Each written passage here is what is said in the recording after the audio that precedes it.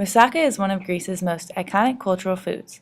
With the turn of the 20th century, Greece was reinventing itself for the modern world, as were its chefs, sweltering away in the heat, striving to revise and surpass tradition with newly introduced techniques. The child of their labor was moussaka, our Iron Chef Challenge of the Week. Moussaka is a dish breaking from tradition to accommodate a new contemporary European palate. Fathered by Nikos de Salamentes, a man born and bred of Constantinople but refined and instructed in the great kitchens of France. It is clear where the tradition comes in choice of meats, onions, and the presentation as a very firm lasagna style. As homage to his training, bechamel sauce was added. Many of the ingredients had other origins that were introduced to Greek cuisine as well. The Arabs introduced cinnamon as well as many other herbs. Eggplant, which is the main ingredient, was introduced in the 12th century and is still very popular in other Greek dishes because of the key role that fresh vegetables play in the Mediterranean style of cooking. Today there are many variations of moussaka. For example, in our dish we made a simple substitution of ground beef for lamb. In other cases, we see an American rendition with potatoes in place of eggplant or the strange substitution of yogurt for the bechamel sauce. Moussaka is now one of the most common home-cooked meals because of its easy layout and delicious taste. To begin, we're going to need 3 eggplants, an 8-ounce can of tomato sauce, salt, pepper, spices including cinnamon, nutmeg, and other fine herbs and dried parsley for your use. You'll also want to have olive oil, ground beef, onions, garlic, and definitely Parmesan cheese to top it all off. Then you'll want to salt and pepper it to your different tastes.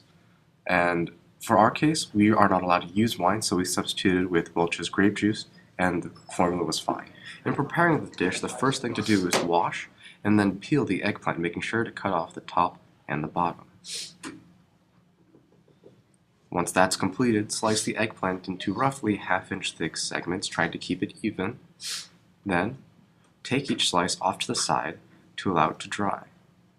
While drying, it's important to salt the eggplant so that it has flavor later on in the dish.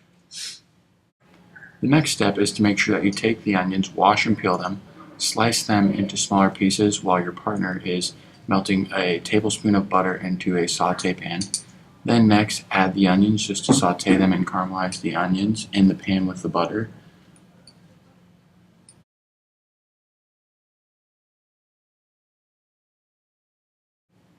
As you are cooking and sauteing the onions, add in the minced garlic and other herbs that you would like to use. In this case, we just used some salt and pepper for what we felt would be enough for a pound of beef. Okay, the next step is to add in the ground beef into the pot with the onions and the butter while your partner just mixes the meat together with the onion until that starts to cook down. Next then, you're going to add in 1 cup of tomato sauce while your partner still continuously mixes the meat and the sauce together until they become one. Then, after it is cooked and rendered down for a little bit, you should let it sit on medium heat for about 30 minutes. Now that you've finished with the meat, set that off to a side on the burner on medium heat. Now we're going to move on to bechamel sauce. We're going to start by taking 4 cups of milk and scalding it over in a separate pot. This is where we see the first significant influence of Mr. Nicolas. His cooking includes a lot of rich dairy elements from the French culinary school, which he applies to this traditional dish.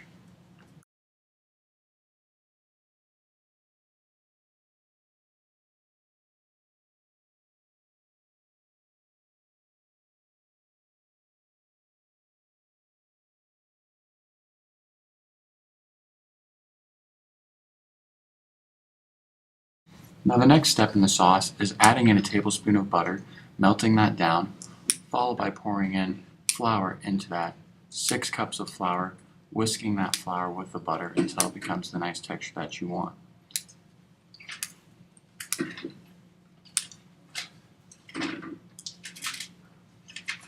Then pour the boiling milk that you've set aside in the pot, pour that in and whisk until you get the consistency that you want for your sauce.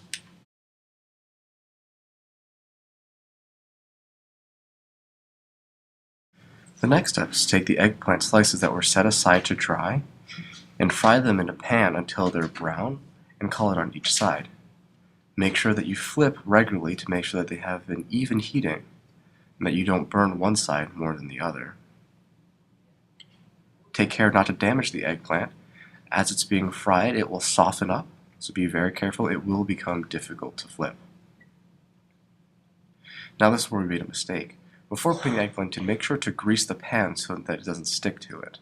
In this case, we put the eggplant in first, but it's not a big deal. You can go back and grease it later. Now we're ready to put down the first layer of eggplant. Once you have enough pieces, layer it down. Then bring over the meat and layer it very thickly but evenly across it, making sure that you fill in every single pot.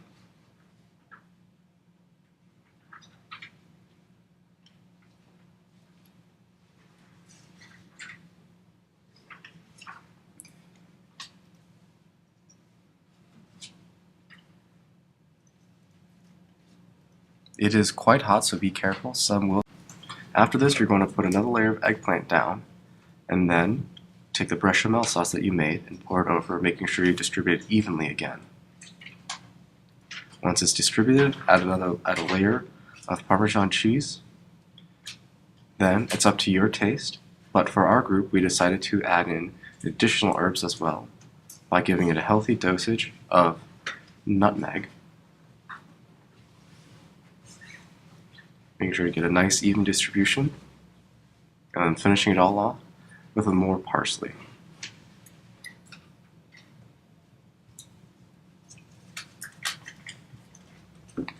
While doing this, preheat the oven to 350 degrees.